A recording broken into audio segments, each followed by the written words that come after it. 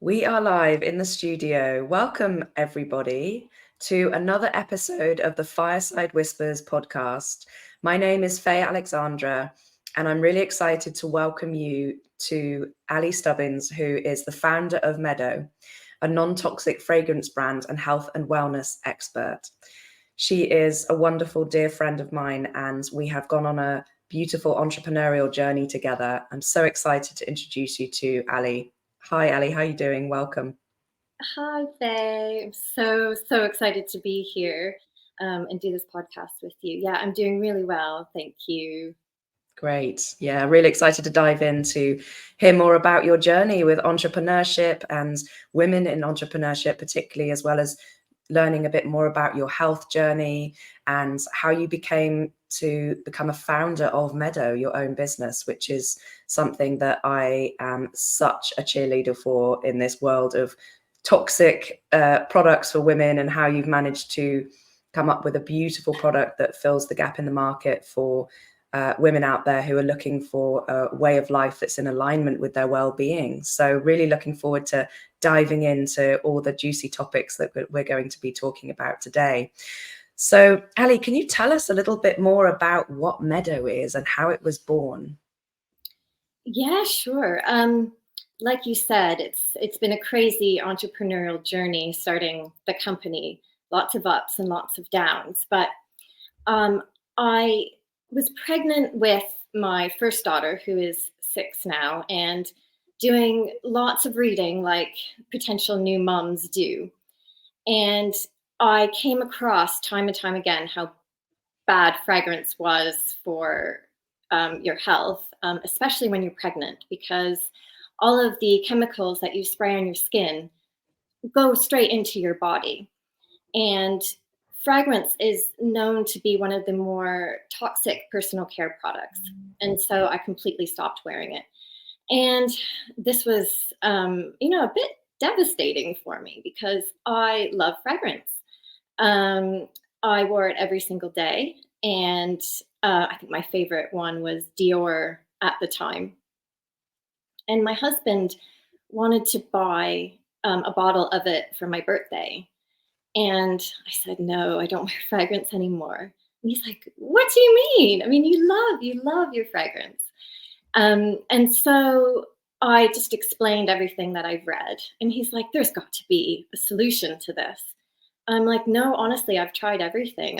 I've tried some more natural fragrances with all natural ingredients, but it just didn't give me that special feeling that I had when I was wearing my luxury scent. So him and I just decided to look into it together. We did a massive amount of research, and in the end, just decided to start our own company. I remember we were just sort of sitting in bed one evening and we're like, should we do it? Should we do it? And so we bit the bullet and registered the company. And then it was just all systems go from there. There was no looking back, really. And the principle of Medeau is completely non-toxic, but that doesn't mean we don't, that doesn't mean we own, sorry. Let's just take a tiny little pause.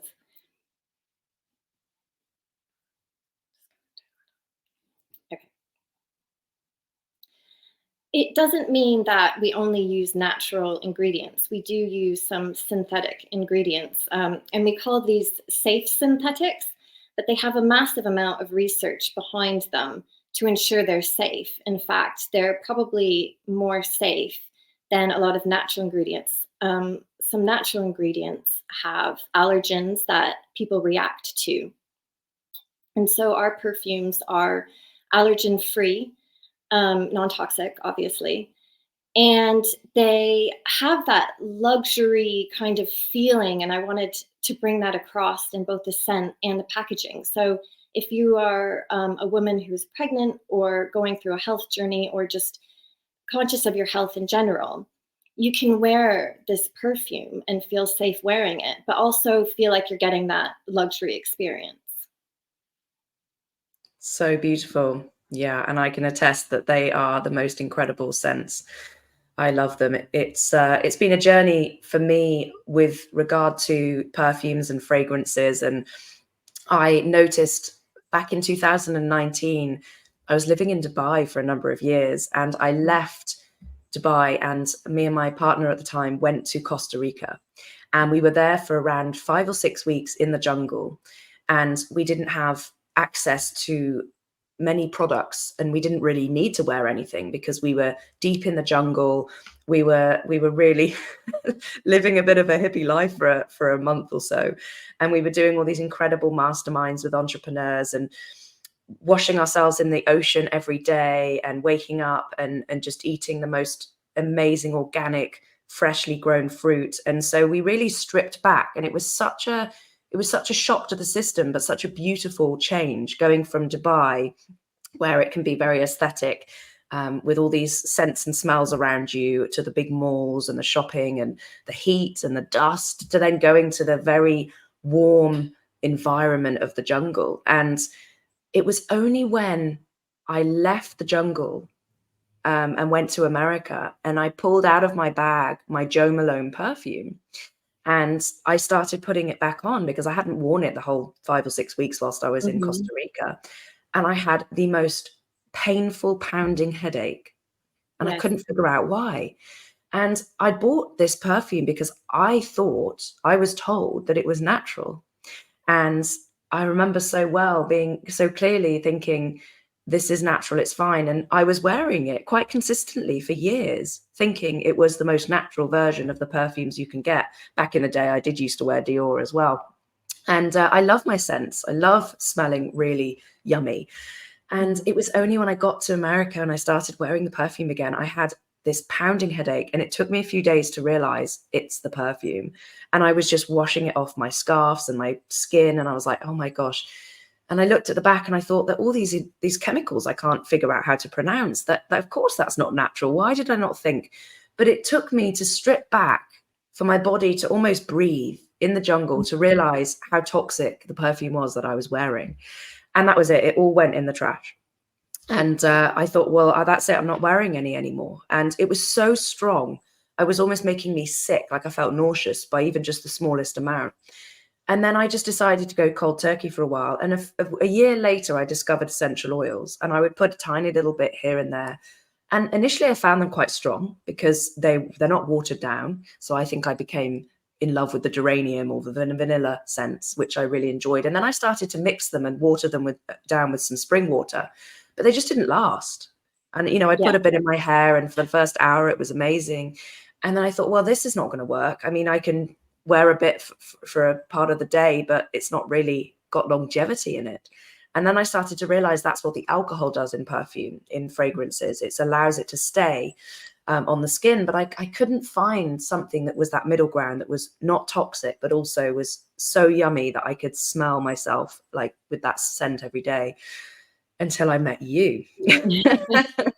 And so I spent years with, not wearing anything on my skin and not even able to wear scented products, and got deep into the study and the research of toxic products and toothpaste and makeup. And I cleared out everything. And it's been at least 5 years now of, 4 or 5 years of not having any chemicals on my skin. And my skin has got clearer, and I've noticed I don't have any spots, any acne, and maybe that was to do with diet and hormones as well. I never really know the pinpoint, but I have noticed everything has felt lighter, and everything has felt more clear with my products that I'm using. And so I'm very, very picky now.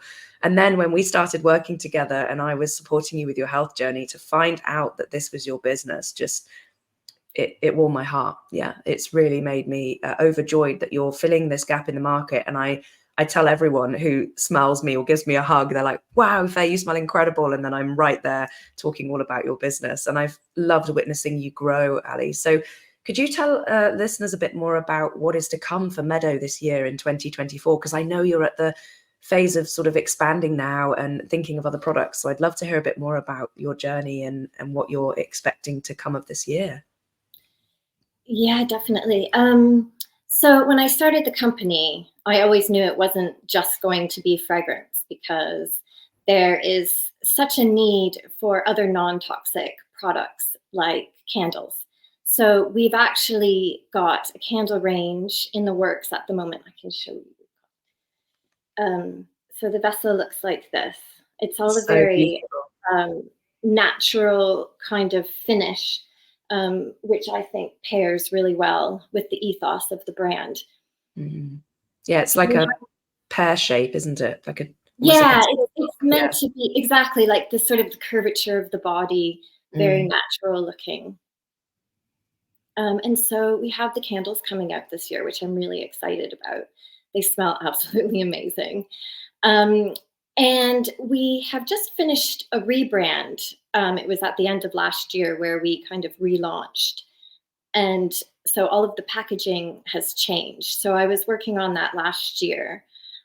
This year, we are going to be approaching retailers in London, which is incredibly exciting because this is the next level of the brand where it's been online so far. But I think if we can get it into shops in London, it gives people the opportunity to go in and smell the fragrance before they buy it, which is such an important piece when you're buying fragrance because it's so personal. You really have to make sure that it suits you and your personality and wear it on your skin for a while. So you can go into a shop and test it out, think about it, come back and buy it either online or go back into the shop to buy it.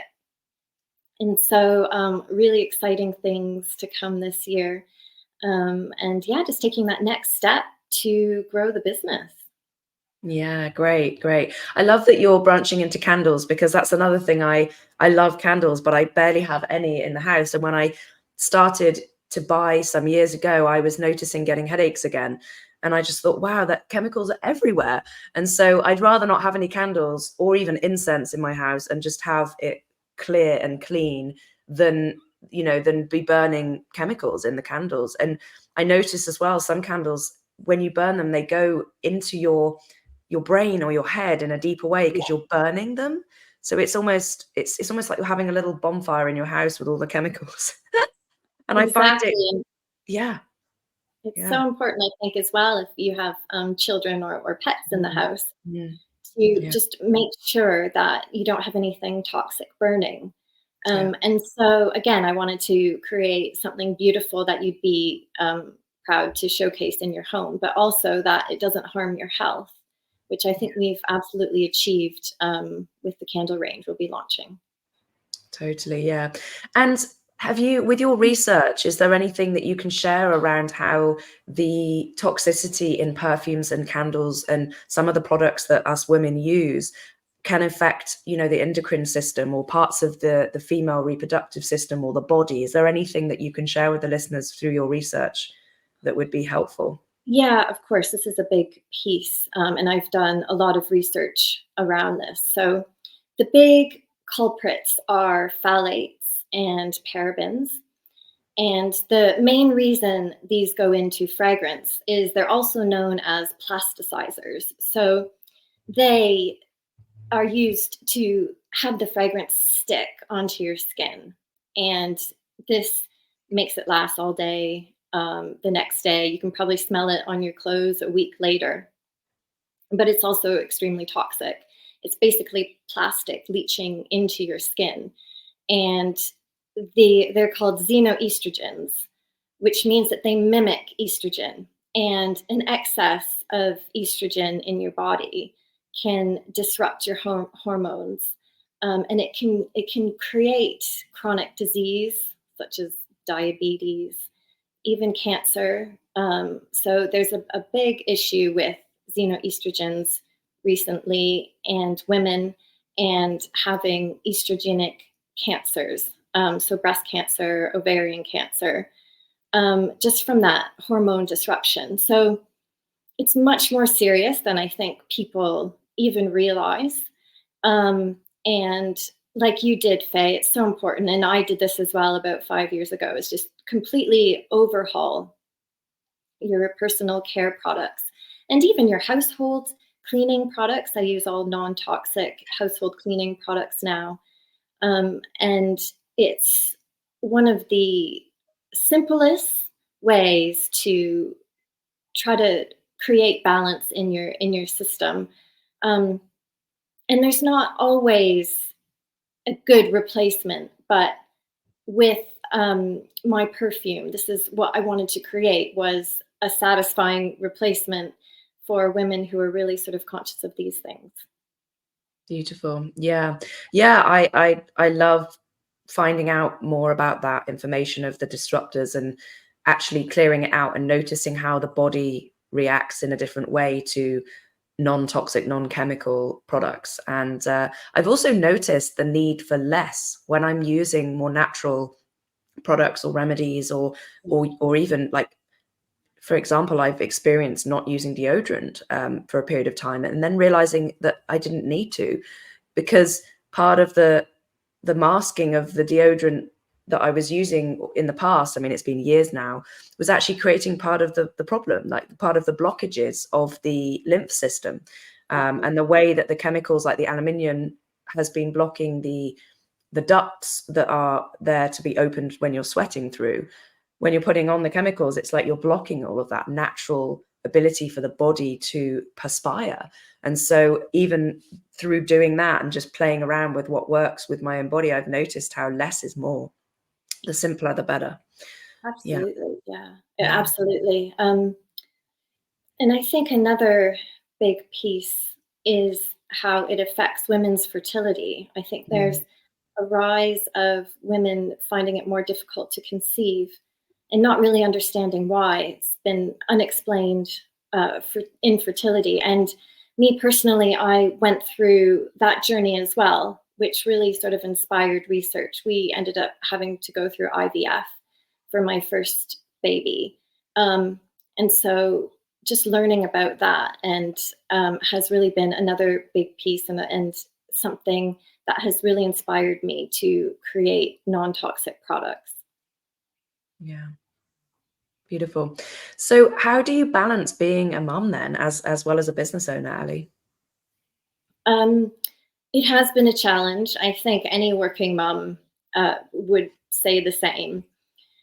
But I'm really trying to be very present with my kids when I am with them. So stay off my phone and don't take any calls or anything when I'm with them after school. I also take Fridays off. So I spend the entire day with my 2-year-old at home, and then I do the school runs in the morning and the evenings, which is really nice quality time with both daughters. And just being very aware of when I'm with them, I guess, just to be very present. Yeah. Um, sorry. Yeah. Yeah, great. Yeah, it's a tall order, isn't it, to be running your own company at the same time as being a mom, and it's incredible that you're able to do that, as well as, you know, take on the exciting projects that are coming, expanding the business, Mm. and you know, running all of the things that you're running at the same time. And I know from working with you now for around about, I think, almost a year, coming up to a year, Yeah. we've navigated that piece around presence. It's like with whatever Mhm. you're doing, whether it's being a mom, whether it's working in the background of the business or the marketing, going to events and ways of, you know, networking with the work, with the company. It's finding that balance, isn't it? And being able to allow yourself that time off, that time to be present with your children. It's really inspiring to witness you balancing all of that and succeeding in all of that really, really beautifully as well. So do you have any exciting projects coming up this year with the company? Um, I think just sort of what I've mentioned with the candles. Um, and I mean, I love doing these podcasts and these chats with, and just sort of getting getting the companies, sort of speaking about the company a bit more, just to get my message out, because I think it's so important for women, and it's a topic that hasn't really come to the forefront yet. But I think Mm. the conversation around hormones and disruption of the hormones and the endocrine system is going to be a big thing of 2024. think it's going to be coming into the light a bit more. Yeah, totally. So I'd love to sort of hear a bit more about your personal health journey. I know we started working together last year, and you brought to the table certain things that you were navigating, and I'd love to hear about your journey. I think it would be really powerful for the listeners to hear a little bit more about what you've been navigating, and therefore how that's informed possibly some future elements of your brands, spreading out to help people in different parts of the industry, such as biohacking and health and wellness. And yeah, I really an addiction, and really able to support women and others in the journey of the health and wellness industry. Yeah, sure. Thanks for asking. So I originally came to Faye, like we said, about a year ago. And the balance between family and work was, for me, it was quite difficult. I wasn't navigating it in the most healthy way. And this is the first time I've spoken about this publicly, so just bear with me a little bit. I was using alcohol more than I knew that I should. So I was using it to relax in the evenings and to de-stress. And there came a point where I realized this, and I thought, this isn't healthy. This is not a healthy way to de-stress and try to cope with a chaotic household with kids and a business. And it was just all very overwhelming. It was all a lot. And I was using alcohol in order to just cope with it all. And through my reading, I think there's a lot of women who actually go through a similar thing. And it's so readily available that it's probably used in the wrong way more than it should be. And so me and my husband sort of had a talk about it. And we decided together that I should speak to someone else about it. And that is when Faye came into my life. And through her guidance and support, I just completely stopped drinking, which has been life-changing. It's been life-changing for so many different reasons. I have more energy. I've learned ways to cope with stress that are much more natural and healthy. And so I feel like I'm on a really good path now. And she's helped me not with just that, but there's this whole world of healing that she's introduced me to. And so we've just been going through various different issues throughout the year we've been working together and really opening up my world. I feel like there's so many more things are possible for me now after working with you, Faye. And I'd love to hear your experience about sort of our journey as well, because usually it's very one-sided. I'm coming to Faye and she's giving advice, but we hold such powerful sessions, and I'd love to hear sort of your opinion as well. Oh, thank you for your kind words, Ali. Yeah, beautiful to witness you and to see how you've grown and transformed over the past year. And yeah, it's so magical to see how you've basically gone on this spiritual journey of opening up what's possible and the world that is beyond the veil, I like to say. And it's just been so inspiring to witness how you've been able to apply what we do together in your life, in your family life, in your business, with your health journey. And it's so difficult for me to sometimes pinpoint what it is that we do, but it's really, I think in essence, what I am so passionate about with my work is really holding up a mirror to remind you who you already are. And sometimes we go through life carrying so much heaviness and burden of the world, as well as our past and, Mhm. our ancestors and our family conditioning and society's conditioning and all of the rules and regulations of what we should do and who we should be.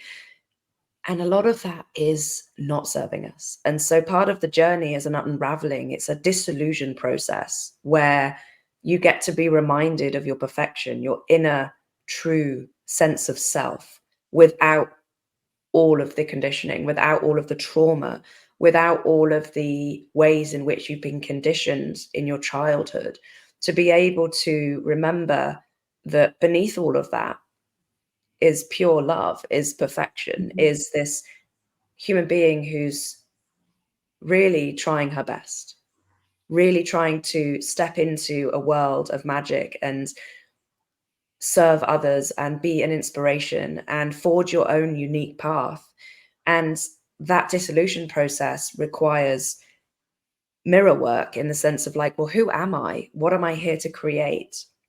And you inspire me so much because whatever we talk about, whatever we discuss, it so resonates with who you are. And you're opening up to this world of magic where you're realizing that there's so much more than meets the eye. There's so much out there in this world. Even just to be a bit more private and share something that I think is so beautiful is you connecting with your spirit guides and getting so much support and advice through other means, not just through me or through mentors or whatever, but actually being able to find your own inner truth. Because I'm not here to advise you to do anything. I'm here to remind you that you have all the answers within you and you already know what you need to do to be successful, to be healthy. But it's that space to have the confidence to listen to ourselves, to remember that we have a really strong intuition. How can we fine tune that intuition? Well, it starts with a lot of it is the health journey. How much is our life cluttered? Not just with toxic chemical perfumes, but how is it cluttered with relationships in our life that don't serve us, who aren't Mhm. in support of our own evolution? What Mhm. about the clutter in our home? What about the clutter in our business, in our thoughts, and looking at the limiting beliefs that we're holding within ourselves that can really cause us to have this outlook on life that can be quite weighted down and foggy and hard to see the wood for the trees? It's like, how can we dissolve that box that we're living in to create a new reality? And when we start to come out and climb out of that box that we've been living in for so many years and undo the conditioning with the power of hypnotherapy, the power of understanding the patterning in our subconscious mind that pretty much runs the show. It's like 97% of our reality is informed by our subconscious mind. Our subconscious mind is informed by our experiences, our past behaviors that are so wound up in our inner world that we struggle to see that there's another way. And so it's really about shining the light on the fact that there is another way, and that other way. And it's about me supporting you to have the confidence to step into that other way. And that other way could be all the things that you've always dreamed of. And I'm just in awe of your Absolutely. journey. And I think it's what you always say to me, it's a remembering. Yeah.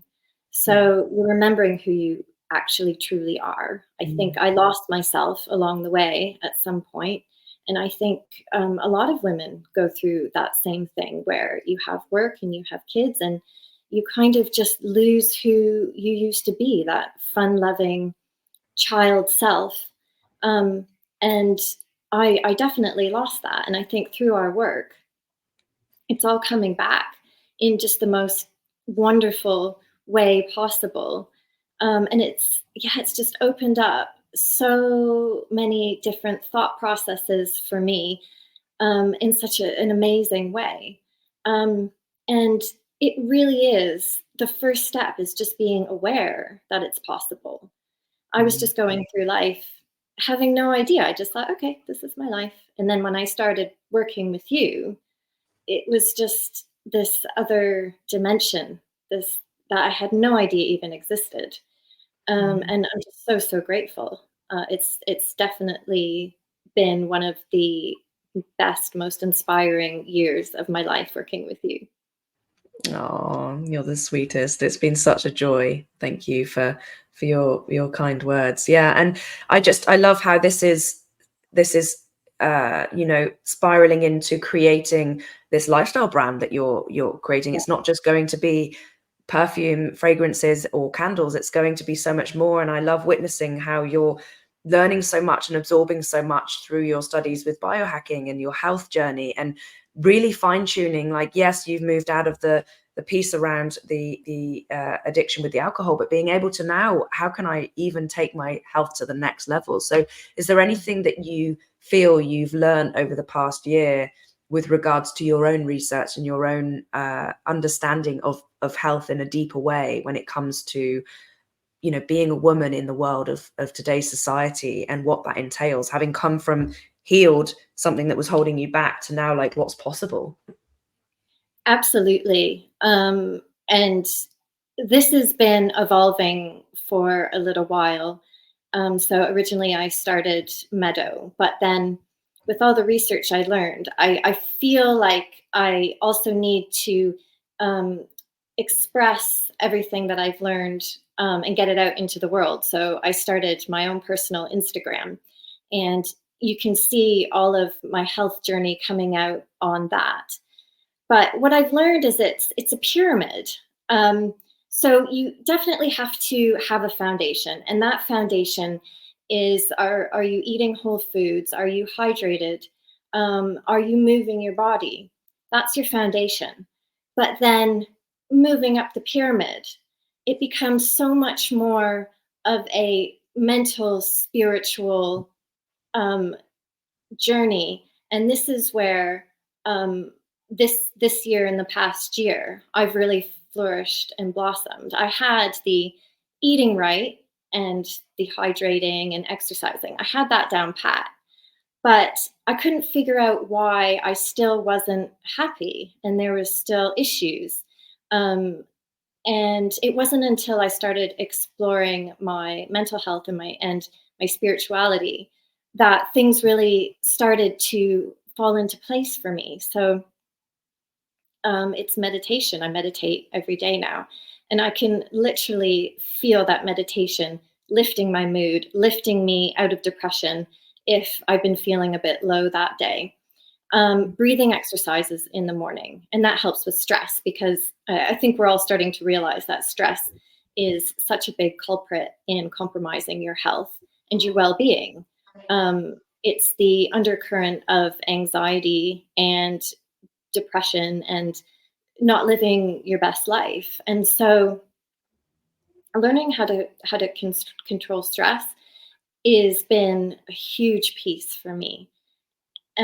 Taking your body out of fight or flight, you can't heal, you can't be happy if you're constantly in fight or flight mode. And so making sure that you're living a lifestyle that incorporates methods to help you de-stress during the day is crucial.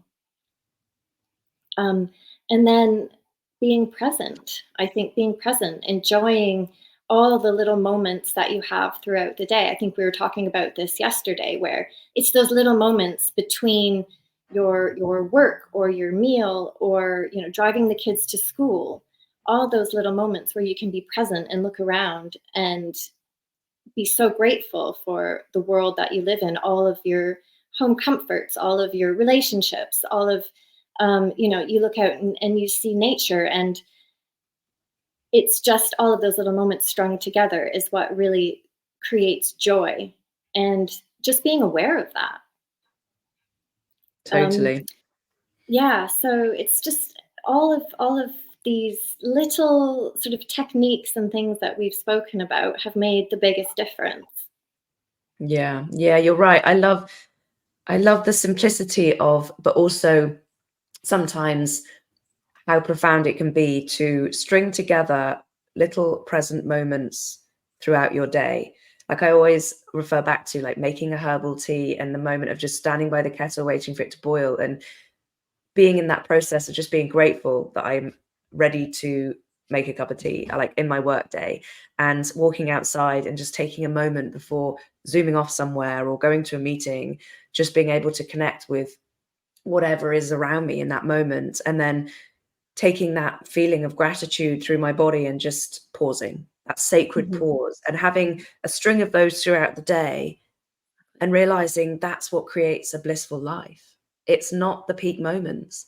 As I get older, I notice how it's not so much about traveling the world and having all these amazing experiences. For sure, they're incredible. But what I pine after now, as I'm in my 30s, is actually a slower life, one where I can cook my own breakfast and enjoy a beautiful matcha latte made at home, and walk outside in the sunshine in the morning and just go for a gentle 30-minute nature walk, listening to my favorite podcast or whatever it may be. And those moments are special. And then stringing those together to create this beautiful, intentional present day is what I believe personally is my bliss. And then when the big peak experiences come, they're incredible, but they're not knocking me off kilter where I'm looking for the next peak experience. It's like, actually get me home, let me rest in my house, let me just recuperate. And that hermit comes online sometimes, especially at this time of the year in the winter, of actually, I'm just going to enjoy doing not little and maybe not even leaving the house today. So you're right, it's that presence around taking it all in and slowing down and being in that rest and digest, that parasympathetic nervous system state that we often talk about. Yeah. Yeah, definitely. I think, you can have a big, amazing experience, but then there's coming down from that as well. I think it's a much more fulfilling experience if we just have contentment throughout the day. So it's more of an even keel. So it's not up and down, and you're always chasing something in the future. So yeah, exactly. Yeah. And I think that's where, it's noticeable when with the drinking, like when I used to drink as well, it's like, let's go out and have that big night, that peak experience with the alcohol, and realizing that the next day was the big low, and it just didn't work in my life anymore. And that is long gone. And yeah, I have the odd drink here and there, but it's something that it doesn't support that feeling of wellness, that feeling of bliss, that feeling of being okay with nothing, being okay being bored, actually. It's like Friday night, I'm just going to go and sound so old, but I'm not going to go out and drink. I'm actually going to cook a delicious dinner or have some friends over. And yeah, it's different. It's a different way of living. And it's not to disregard, anything as wrong, but just what lights us up, I guess, what lights us up on this journey of prioritizing health and wellness and the way that we feel. And I think addiction isn't necessarily just a drug. It could be addiction to food. It's addiction to shopping, addiction to so many different things in this world that it's easy to get caught up around. And I think it's just being aware and trying to fulfill yourself in ways that don't give you that quick hit. So, a walk in nature or a good book, or I think, it's these dopamine hits that are so easy to get in this modern world. And it's just sort of realizing that isn't going to what makes us happy, and we're going to have a crash from it at some point. And so I think it's just so important, like we were talking, the holistic health journey, because it works on your body and your mind, which creates a happy human. Yeah, totally. Yeah, exactly.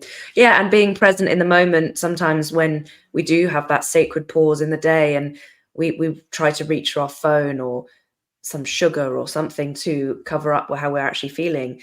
And the practice, it's not always easy, but being present with what is in that moment. And often there's an emotion that we are scared to feel or we don't want to feel. So we want to find a way to avoid it or numb it or move from it. And it's a real practice. But I notice that when I can stay present with that emotion, maybe there's some grief or there's some sadness or there's some anger or something that needs to be felt, that's asking to be felt. And when I can feel that, it moves through. And I allow myself to feel safe with that emotion, not make it bad or negative or wrong. And sometimes I don't even know why I'm feeling the way I'm feeling, and it doesn't matter. And it's that ability to not attach the story to why I may be feeling the grief, and getting out of my head and just being with it and being able to almost reparent myself, coming home to myself fully. And wholeness is about, there's this way in which wholeness, I believe, is about being okay with all parts of yourself. And we're always in that pursuit of happiness, that quest for happiness. And I'm not really into that. It's like, yes, we can have happy moments in our day, but personally, joy, I believe, is found in being able to be with what is, accepting life as it is, accepting my human mess, my rage, my anger, my hatred, my grief, my sadness, as well as the joy, the bliss, the happiness, the whole journey, the whole human experience. And that, I believe, is what creates that wholeness. Absolutely. And I think you were spot on when you said feeling your emotions. Mm. I think we try to numb our emotions thinking that they'll go away, but they just come back tenfold. And so something that I've really been working on this year is, if I have an emotion, feel it in my body. Realize that I feel a bit uneasy at the moment, and just letting it go through me. Mm. Because if you hold it up inside, and it becomes a repressed emotion. And I think this is one of the biggest problems in society these days, is people holding everything in. We're meant to feel, as you said, we're human. Yeah. We're meant to sort of be a mess at times, and that's okay. Yeah. Yeah. Yeah. And something I've learned with this piece around not repressing emotions and actually expressing them is, we're not actually releasing them or getting rid of them. Mm. Far from it. We're actually feeling them so that we can feel them more deeply and be with them, be present with them. There's no such thing as getting rid of an emotion. It's an expression of it that allows us to be more connected to ourselves and every part of us, because it's not all of us that is angry. There's a part of us that is angry, for example. And I think more often than not, there's this idea that we need to get rid of the anger. We need to get rid of it because it's bad, and angry people aren't good and they're unsafe. And it's like, no, the unsafe people are the ones that actually repress the anger, because that can be turned into rage further down the line. And these repressed emotions can then almost curdle up and become, dis-ease. That's what creates dis-ease in the body, is the unexpressed emotions, the repression of our feelings in each moment, because maybe we didn't feel safe in that moment to feel what was needed to be felt, or to be able to express fully what needed to be expressed. And so it's about changing our relationship to the feeling, and not labeling it as bad or negative or unsafe, but actually feeling like we've got ourselves. We can parent ourselves. We can look after ourselves by just purely feeling the depth of our humanness and the feelings that come up, the emotions that come up in our everyday experience, which are all over the place. Mhm. What a journey, hey? Yeah. Absolutely, yeah. And I think people are aware of stress-related diseases. We all know that stress isn't good for us and can cause, unwellness in our body. But I think there still could be a big talking piece around repressed emotion and how that creates disease, Yeah, because it's 100% the case. totally. Um, I think it's something we all struggle with. Yeah, absolutely. Yeah. Ali, thank you so much for all of your wisdom today. I have one question for you to end this beautiful conversation that I've really, really enjoyed, and I hope our listeners have too.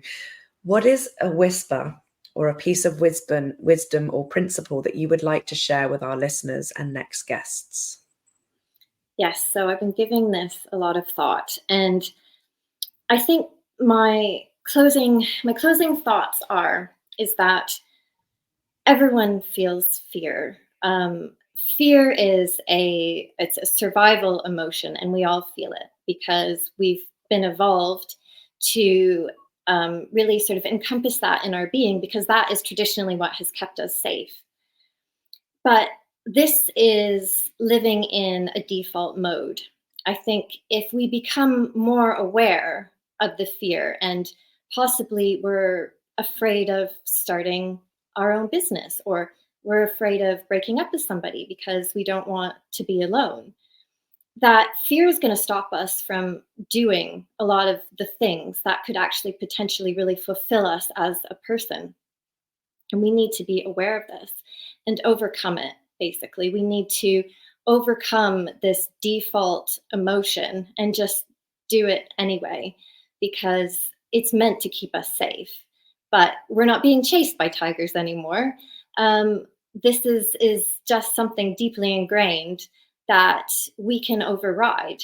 And if you almost just feel the fear and do it anyway, you will find that you'll get to the other side and you'll be like, oh, that wasn't so bad. I'm going to try that again. And that is the one and only way that I've gotten to where I am today. I was terrified to start a business. We put so much time and finances and energy into something so unknown, but I don't regret it, not for a minute. And I just wanted to sort of to share that piece and inspire anybody else if you're wanting to do something like this, even if it's keep your own job, and then start a side hustle, or just do it and you won't regret it. Beautiful wisdom. Thank you so much, Ali. Yeah, I Mhm. love that. And how can the listeners find you and find Medeau? So I think the best thing for Meadow would be to go to our Instagram account, and it's at meadow.fragrances. If you want to follow me personally, I'm on Instagram at Alli_Medeau. And Meadow is spelled Medeau if you're Googling it. So I think that's the best. Beautiful. Thank you so much for your time today. It's been an absolute joy to connect with you and have this conversation and cover all things holistic health and wellness. So thank you so much. And we'll end it there. Thank Thanks, you, Ali. Faye. Thank you so much.